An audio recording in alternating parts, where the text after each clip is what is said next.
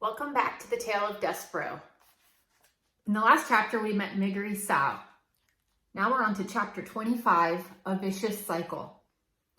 Despereaux called the man who purchased her uncle, and as he said she must. And also, as he said she must, Meg tended uncle's sheep and cooked uncle's food and scrubbed uncle's kettle. She did all of this without a word of thanks or praise from the man himself. Another unfortunate fact of life with Uncle was that he very much liked giving Meg what he referred to as a good clout to the ear. In fairness to Uncle, it must be reported that he did always inquire whether or not Meg was interested in receiving the clout. Their daily challenges went something like this. Uncle, I thought I told you to clean the kettle. Meg, I cleaned it, Uncle. I cleaned it good. Uncle, it's filthy. You'll have to be punished, won't ye? Meg, oh, Uncle, I cleaned the kettle.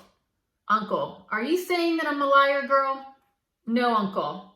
Do you want a good clout to the ear then? No, thank you, Uncle, I don't.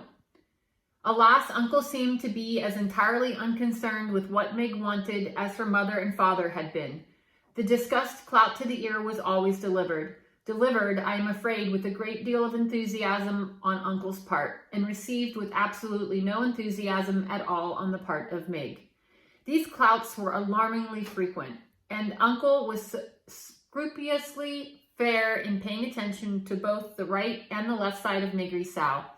So it was that, after a time, the young Meg's ears came to resemble not so much ears as pieces of cauliflower stuck to either side of her head. And they became about as useful to her as pieces of cauliflower.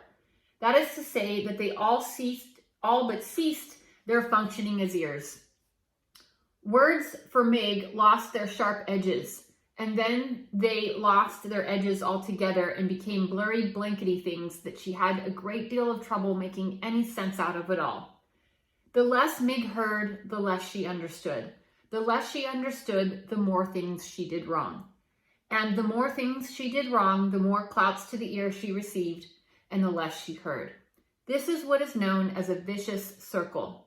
And Despereaux was right in the center of it, which is not, reader, where anybody would want to be. But then, as you know, what Despereaux wanted had never been of much concern to anyone. Truly sad what Despereaux is going through. We have to think of the setting of this story and how it is set back in time.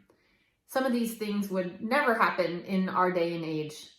But alas, Despereaux is dealing with some abuse and being treated unfairly and is doing all the work in the home. It's surely a rough life for Despereaux.